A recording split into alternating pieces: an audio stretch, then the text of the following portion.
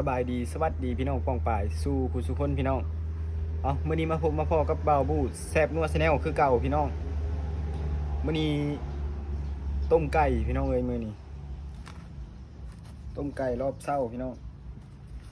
ได้ต้มไก่แล้วก็ลวกผักบุ้งแล้วก็ลวกกะหล่ำพี่น้องเอ้ยอันนี้น้ำจิ้มแจ่วพี่น้องมาแซ่บๆน้ำบาบูคือเก่าเด้อมื้อนี้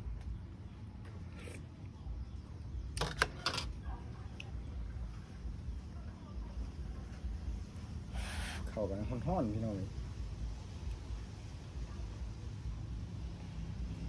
กับบรรยากาศล้างบ้านคือเก่ามื้อนี้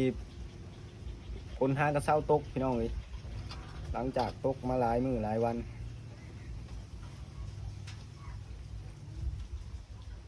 มื้อนี้หาก็เห็นแดด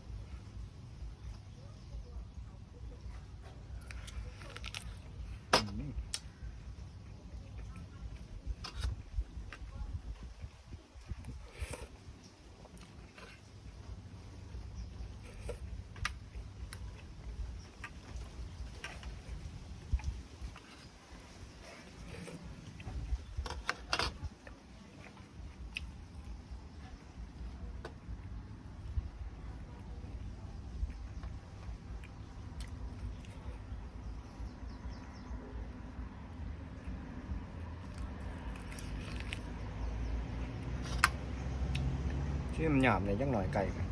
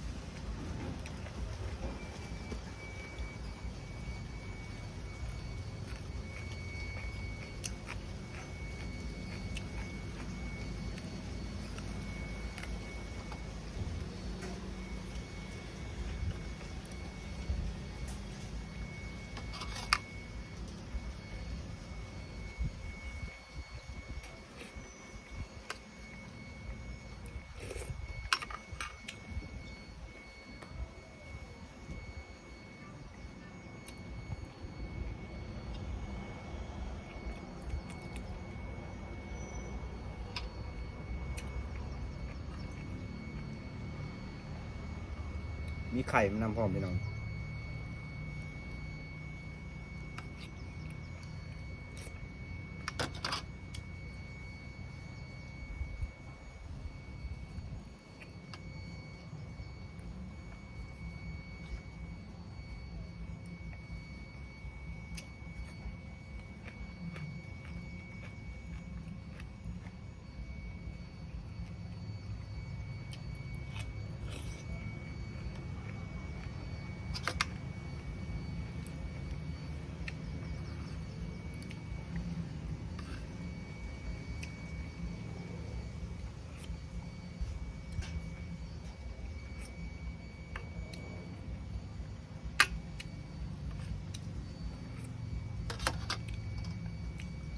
ต้มไก่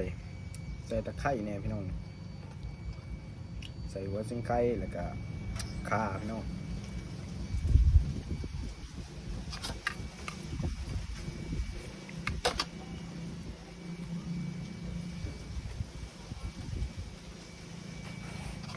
เข้ากันยังฮ้อนอยู่พี่น้องเอ้ยแล้วกัน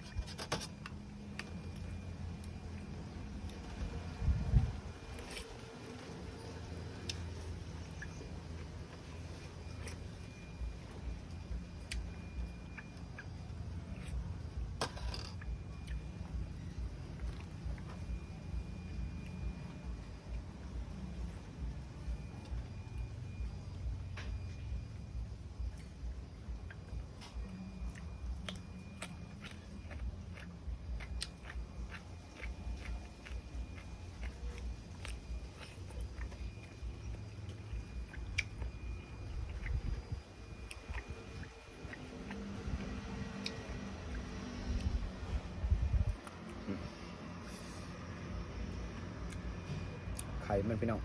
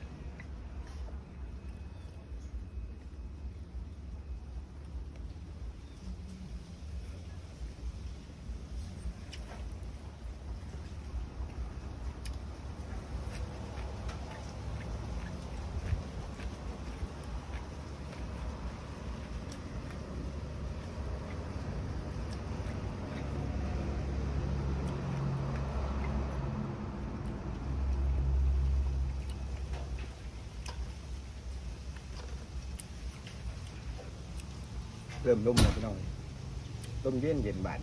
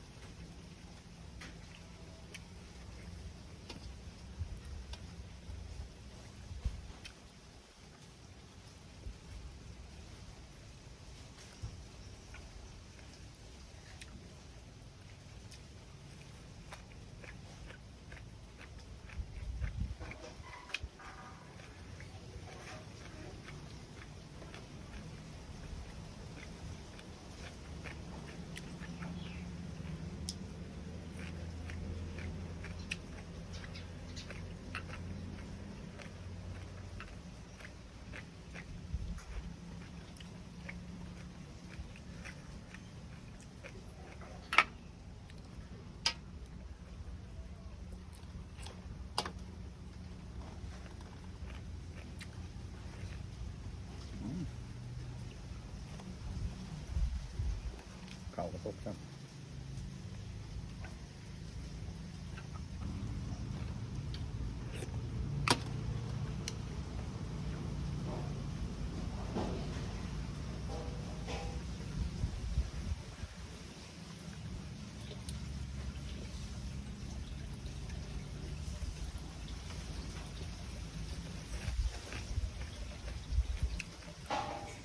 ลมพัดมาเย็นแล้วพี่น้อง